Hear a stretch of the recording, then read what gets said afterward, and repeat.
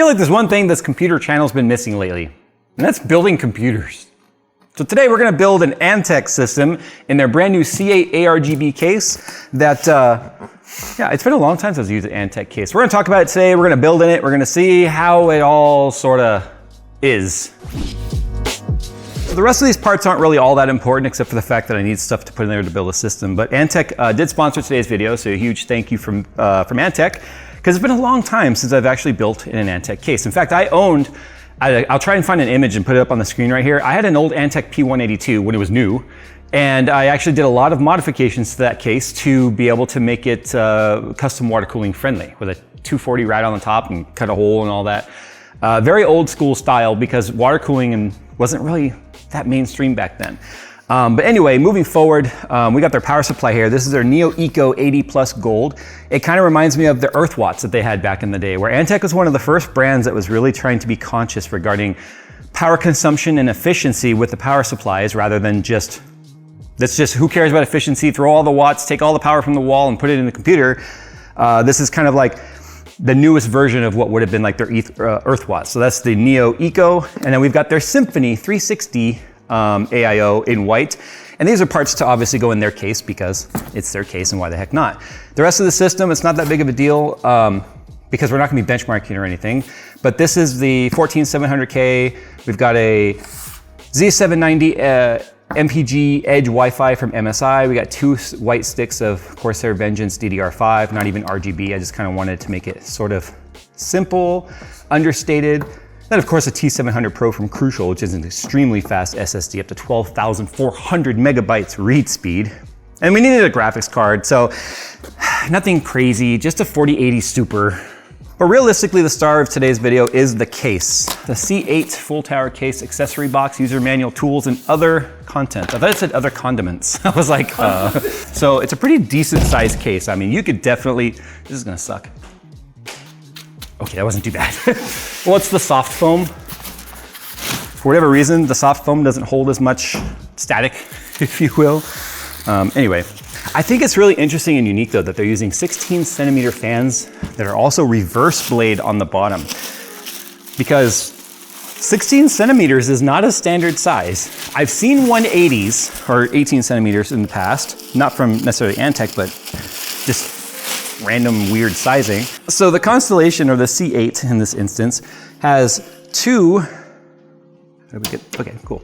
Has two 160 millimeter or 16 centimeter fans at the bottom that are reverse blade. Dang, these things are beefy. Yeah, they're 32 millimeters thick on the lowest point. There's kind of like a little lip right here. But they're like 30 millimeter thick fans at least. So they're thicker than normal, which is a 25 mil. So that's why you can get this really aggressive blade pitch, which also means you don't have to move the fans incredibly fast to get a lot of airflow. So these are gonna pull a lot of air up through the bottom.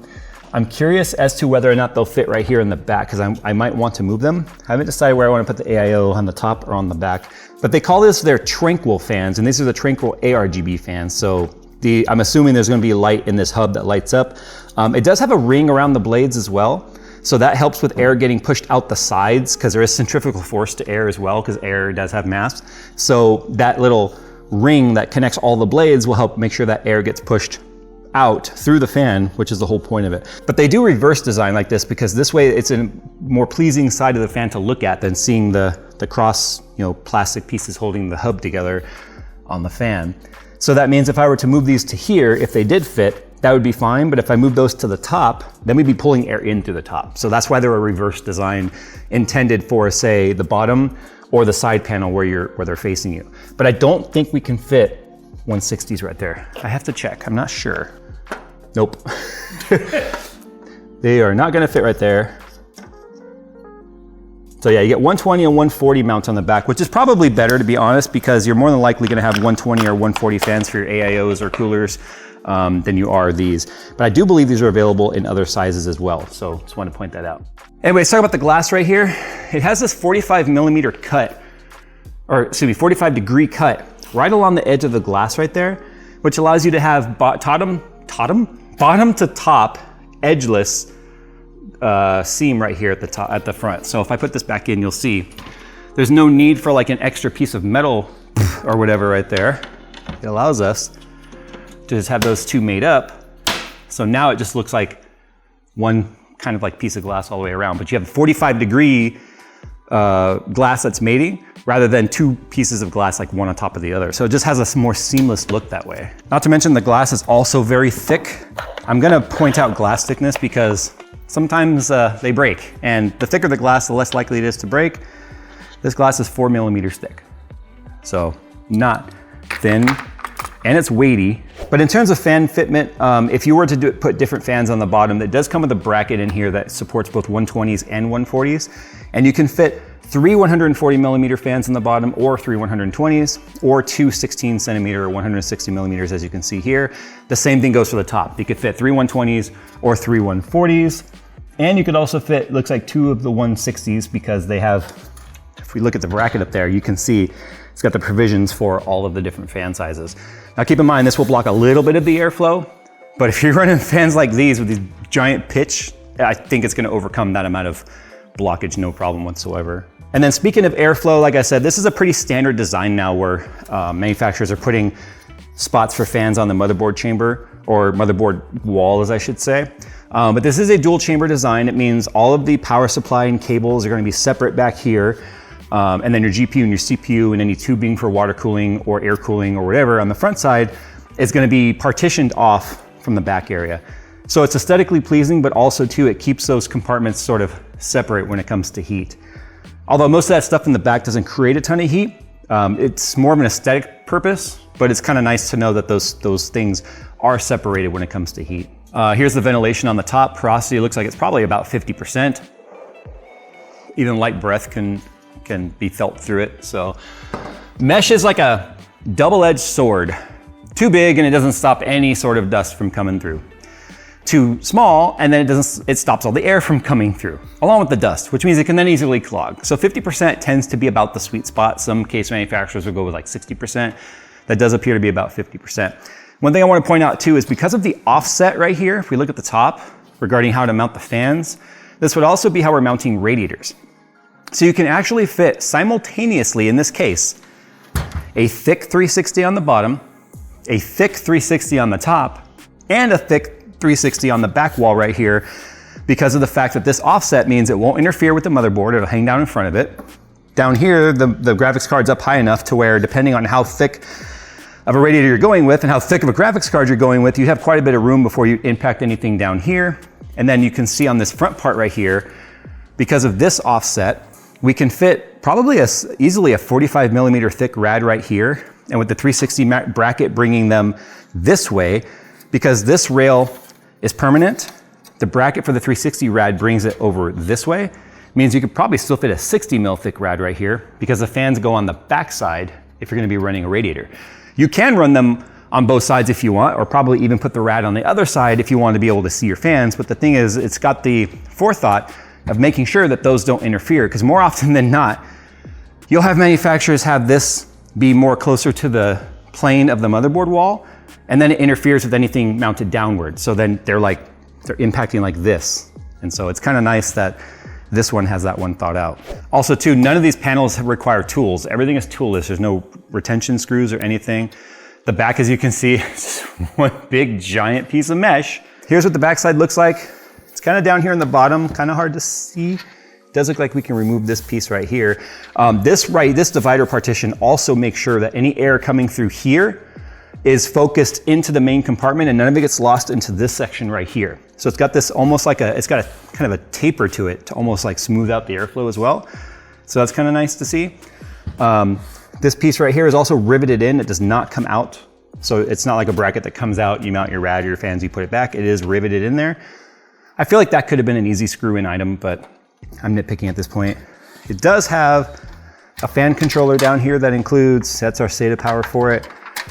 This is our input for PWM and ARGB signal. And then we do have one other fan header available to it. It's down there in the bottom, it's kind of hard to see. One other fan header available to it and one other ARGB, which you could use a splitter on if you wanted. As long as you're keeping track of how many ARGB LEDs there are in your system, so you don't overtax the controller.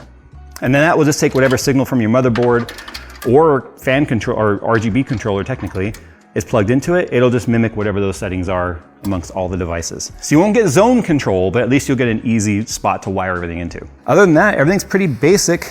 We've got a nice rubber pad right here for our power supply, which gets mounted up here more on the top. Big opening to access our bracket for our motherboard if we need to change our cooler out for some reason. We do have a removable hard drive cage right here, which I'll kind of leave in there. It's a nice place to stuff wires out of the way. Then we have another sled down here on the bottom for 2.5-inch drives. We could fit 2 more drives down there. Not a whole lot of additional thought regarding to how much drives you can fit in this case. That one's, oh, it's screwed in. There's another one right here that you can fit another 2.5-inch drives. But mostly, it's about making sure you have as much airflow and space to your components. So with all that said, let's build in it.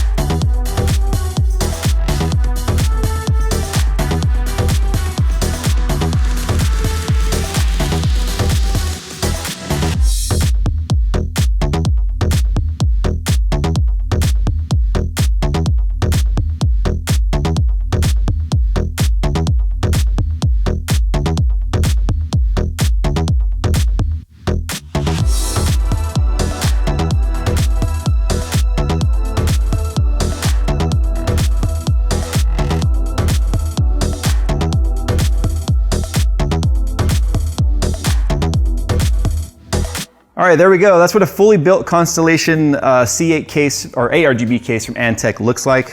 Pretty straightforward and pretty easy. I like the divider in the back. I really do. The one that you can unscrew and take out the partition to keep all the cold air making it to the front side of the case and none of that air lost to the other section. The power supply has its own fan and its own vent and everything. It doesn't need any of that air coming in through the backside. Something else I want to point out too, front filter or a bottom filter comes out the front, which is nice because again, can't have it come out the back if it's against a wall. Even side would have been nice, but sometimes if you have a monitor or something here, that could be in the way. So front is a nice touch. What was also a nice touch is the fact that all the screws and stuff are stainless, like really bright, clean silver stainless color. So even the screws that hold down the graphics card or all your expansion slots also have like what looks like a silicone O-ring, or not O-ring, but like a spacer or washer on there, which is nice because then that means you're not scratching your graphics card and stuff as you tighten it down. But since we had a white case, I obviously decided to go with all white components, and everything seems to be running pretty good.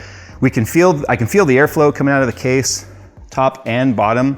But I figured since we have the smoke machine and we can do visual representation now of what airflow looks like in a case, we might as well at least do that. No, our computer is not on fire, although it looks like it, because the only intakes for this system are on the bottom. I just have the smoke going into the bottom of the case right here like this. So you can actually see, look, the case is picking up the air and putting up the top. This is also like standard fan speed right now. It's not at 100%. It's just sort of like the default speeds. But you can see the smoke being picked up by the bottom fans, pushed into the GPU. You can see it moving through the GPU there. You can see it kind of going through all the components and out the top. Not a ton of static pressure on the top because the top fans are going kind of a slow speed right now. But you can see the airflow is going the way you would expect it to. Like if I pop this cover off, you can see a little bit more active airflow now And I'm gonna go ahead and turn off the smoke because I don't feel like making our pieces all smell like they've been on fire. But you can see now that there's a little more active movement on the top. And this is on a really slow fan speed right now. It's probably at like 600 RPM. But these bottom fans and the 3 fans on the top are all in the splitter going into that back piece, that back splitter as I showed you. And then those are actually plugged into the CPU header right now. So everything's kind of running pretty slow. But you can see by looking around in here, look at the smoke just hovering in the room. We did that because of the fact that we don't want any influence of airflow in our smoke. So the HVAC system is off and you can see just how still the air actually is. So anyway, there you go. Kind of a dramatic finish to our C8 from Antec.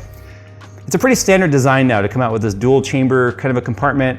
Obviously we have no intake fans on the back wall, so we could have added even more positive pressure to this if we wanted.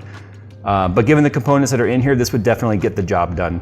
I mean, the air that's coming through the GPU that's warm will be exhausted out of here, no problem. 2 160mm fans feeding the bottom of the GPU with direct cold air.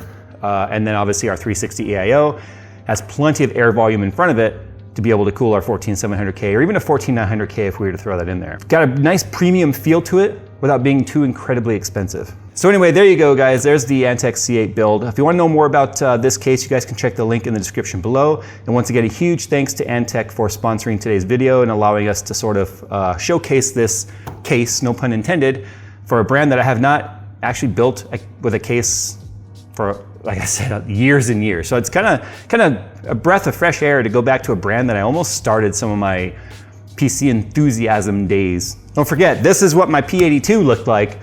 They've clearly come a long way since then. So anyway, there you go, guys. If you've got an Antec case, or if you've run an Antec case, I got an Antec 900. I love that case as well. That was an amazing case for giant fans and huge airflow. Sign off down below what case you're running, if it's an Antec case, and what you love about it. All right, guys, thanks for watching, and as always, we'll see you in the next one.